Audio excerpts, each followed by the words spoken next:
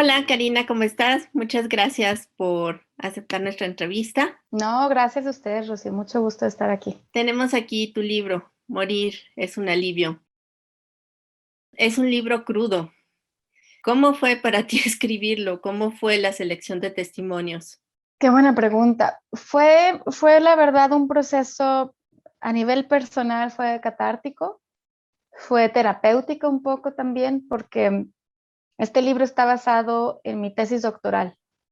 Entonces, la tesis doctoral honestamente fue muy difícil a nivel emocional y a nivel personal. Entonces, el escribir este libro me ayudó muchísimo a cerrar ciclos, tal vez un poco, y a ver el tema desde otra perspectiva, porque precisamente al estar escogiendo qué historias compartir, cuáles no, pero sobre todo el tono de la escritura, que le agradezco mucho a mi asistente literaria y al editor de Planeta, que me ayudaron mucho con eso. Me ayudó muchísimo a, pues, a empezar a ver no solamente las partes o digamos los pasajes tan difíciles que quienes ya leyeron el libro pues comprenderán precisamente que son historias muy difíciles, muy desgarradoras, pero también al final con algo de esperanza, porque finalmente estas personas sobrevivieron y finalmente estos hombres pudieron sobrevivir y reformarse. Entonces, precisamente al momento de regresar a mis entrevistas, regresar a mis notas de campo, pues fue muy bueno porque precisamente me dio la oportunidad de regresar un poco a esos años en que hice mi trabajo de campo y precisamente a compartir también con el lector ese proceso personal desde un punto de vista humano, ¿no? Porque cuando uno habla en la academia, pues no puede compartir esa parte. Pero en este libro me permití precisamente compartir con el lector mis sentimientos, ¿no? Y decirle al lector, lo que tú estás sintiendo, lo que tú estás pensando, yo también lo sentí, yo también lo pensé, y este es un proceso colectivo que me permití compartir con los lectores precisamente para que me siguieran en este proceso emocional de que, pues sí, uno empieza con mucho enojo, tristeza, dolor, angustia, terror, pero quiero pensar que ya al final del libro terminamos con, pues ahora sí, con algo de esperanza, sobre todo, y pues con esta idea de que hay alternativas y que no todo está perdido.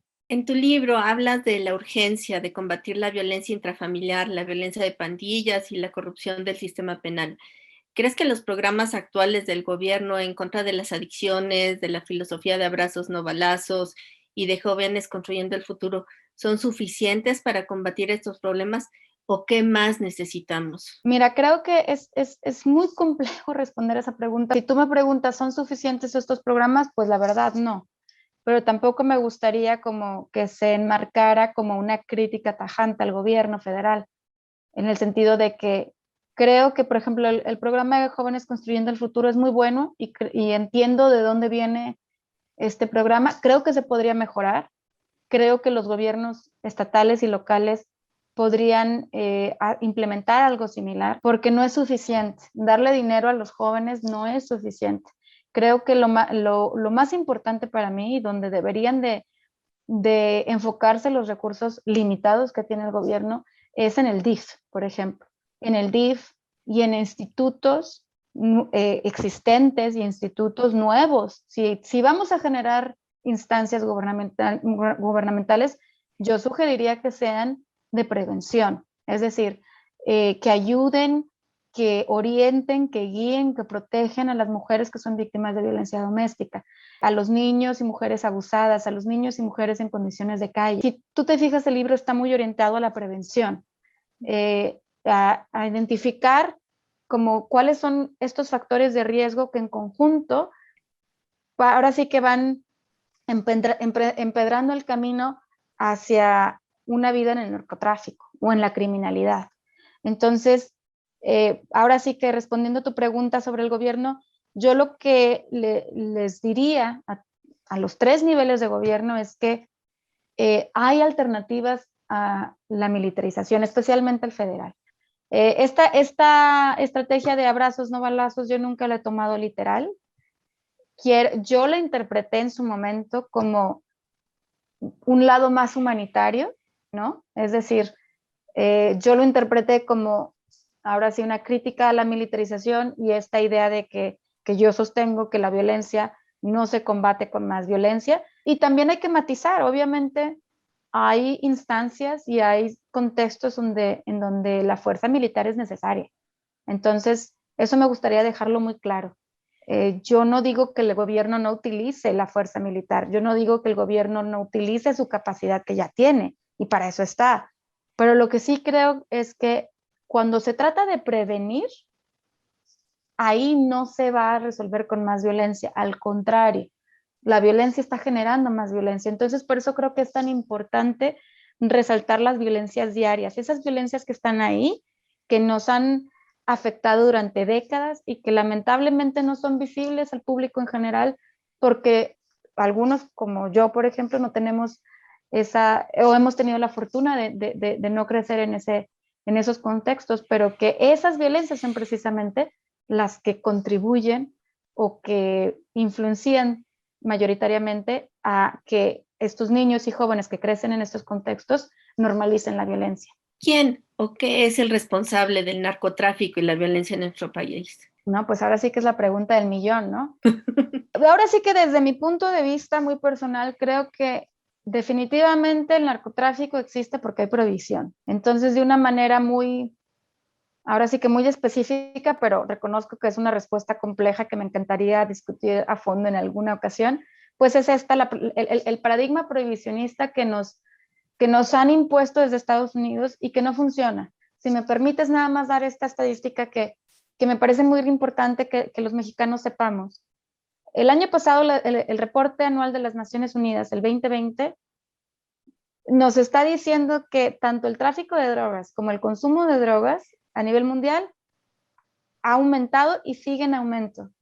Entonces, Rocío, yo lo que quisiera que como mexicanos nos cuestionáramos es, ¿vale la pena?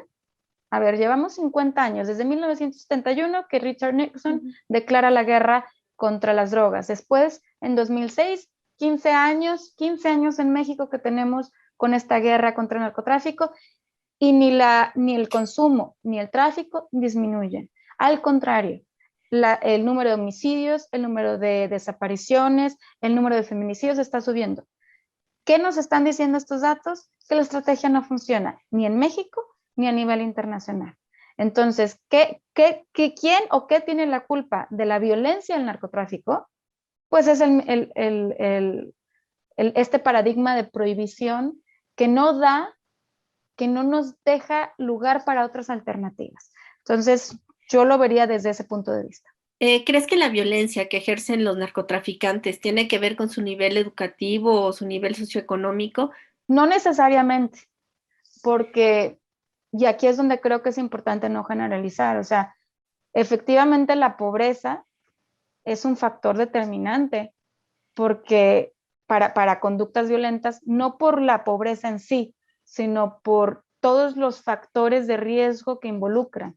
Entonces, no sé necesariamente todas las personas de bajos recursos van a ser violentas. Yo lo que sí te diría, y que ya está comprobado con diversos estudios de diferentes disciplinas, es que las personas que nacen y crecen en contextos violentos, y que es precisamente la idea de morir, de compartir las historias de vida de estos 12 hombres, es que lo que sí genera un comportamiento violento es crecer en un ambiente violento. Y no solamente crecer en un ambiente violento. Estoy hablando de múltiples violencias. O sea, imagínate que tú desde niño estás viviendo, sufriendo, viendo que tu papá le pega a tu mamá, tus hermanos mayores te pegan a ti, y luego sales a la calle y hay una pandilla sumamente violenta que te abusa, te vulnera, te golpea, hasta que tú te vuelvas como ellos. Igual en la escuela. Entonces, es un sistema. Ahora sí que es un circuito vicioso donde los niños aprenden que si no se vuelven violentos no sobreviven. Y eso justamente se manifiesta en las 12 historias que comparto, y ese es uno de los criterios que yo utilicé para elegir las 12 historias. De las 33, escogí precisamente las que creí que manifestaban de manera más clara cómo cómo la exposición a estas violencias hace que se normalice la violencia y que estos niños, cuando ya pasaron a ser adolescentes o adultos, pues no vieran la opción de trabajar en el narcotráfico como algo, digamos, impensable, al contrario, porque para ellos la violencia ya era algo normal. Y ojo, normalizar la violencia no significa que les gustara o no necesariamente ni significa que estuvieran de acuerdo con ella. Por eso el libro se llama Morir es un alivio. Ellos no, muchos de ellos no les gustaba ese ambiente y, no y para eso utilizaban, por ejemplo, drogas lícitas e ilícitas para poder sobrellevar esa realidad tan dura en la que vivían. Entonces, el comportamiento violento, al menos desde mi investigación y en contextos como en los que yo investigué, pues se dan precisamente porque estos niños crecen en contextos violentos. Precisamente hablas de las drogas, ¿no? De las adicciones. ¿Las adicciones detonan la violencia o la violencia es una adicción o ambas? Depende de qué sustancia estemos hablando. Y aquí regreso al reporte de las Naciones Unidas del año pasado, 2020, y aquí hay un dato interesante. El alcohol es la sustancia que ya se reconoció que está más ligada a los comportamientos más violentos. No es la cocaína, no es la heroína, es el alcohol. Y es una droga que es legal. Y precisamente los testimonios de mis participantes lo confirman, ¿no? O sea, ellos decían, yo prefería ver a mi papá drogándose con marihuana porque se relajaba y porque pues, no hacía nada, pero en el momento que se ponía borracho, llegaba golpeando gente, se ponía muy violento. Entonces, hay algunas sustancias, no podemos poner en un mismo saco todas las sustancias, ¿sí me explico? Hay sustancias que sí generan un comportamiento más violento y hay otras que no. Por ejemplo, el caso de la cannabis. Entonces, creo que en esta pregunta creo que es muy, muy relevante, Rocío, porque aquí hay que invitar a los científicos, hay que invitar a la gente que sabe de esto, de farmacólogos, y yo lo que hago en la primera parte del libro es precisamente hacer un resumen de esta evidencia científica, ahora sí que la gente tome su decisión y que interprete la evidencia como quiera, pero hay evidencia científica que nos dice que la división de sustancias legales e ilegales es completamente arbitraria. Ahora, el comportamiento violento, y eso también lo dice las Naciones Unidas, no se determina necesariamente por el consumo de sustancias y de hecho son muy puntuales en eso y lo incluí esta cita en mi libro, que justamente el uso de drogas ilegales es más prevalente en contextos socioeconómicos altos. Sin embargo, el mal uso o el abuso de las sustancias es más prevalente en grupos de bajos recursos. ¿Por qué? Porque ahí tenemos que incluir el factor de por qué están utilizando drogas.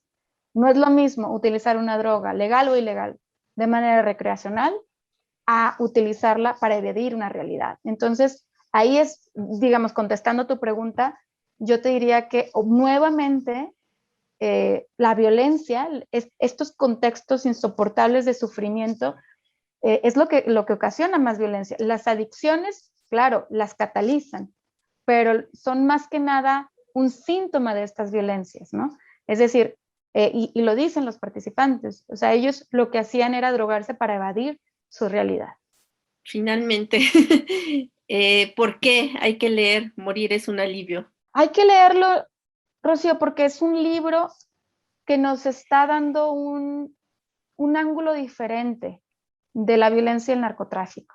Nos está abriendo un espacio, una alternativa que pocas veces se discute a nivel sociedad, a nivel gobierno, y que es un libro que está basado en una investigación de 8 años que está avalada por este estudio, por mi tesis doctoral, y que podrán estar o no de acuerdo con lo que está escrito en el libro, pero este es un estudio riguroso, es un estudio académico, insisto, no es, estas historias de vida han sido analizadas por un método riguroso y que bueno, ahora sí que yo lo que hice fue traducir mi tesis académica a este libro, a un lenguaje accesible para todas las personas, porque creo que los mexicanos merecemos tener toda la información y toda la evidencia a la mano para poder tomar una decisión informada.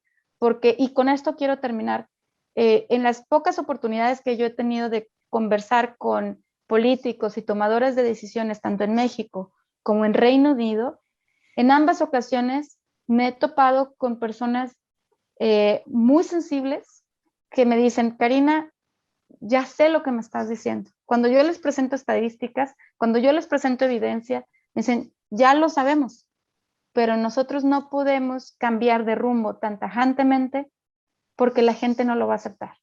¿Y qué queremos nosotros? Pues que voten por nuestro partido. Entonces, por eso yo les digo a la gente, lean mi libro, por favor. Es una alternativa, no es la única alternativa, no es la verdad absoluta, es uno de los muchos ángulos de la violencia del narcotráfico que pocas veces se habla y que pocas veces ahora sí que pocas veces lo tomamos en cuenta para tomar decisiones. Y nada, pues eso, que lo lean y que en base a esto ya puedan tomar decisiones o que puedan formular una opinión, ahora sí, basada en información y en evidencia científica. Te agradecemos mucho, Karina. En verdad, tu libro es muy fuerte, muy fuerte, y te agradecemos mucho esta conversación. A ti, Rocío, muchas gracias por darme este espacio.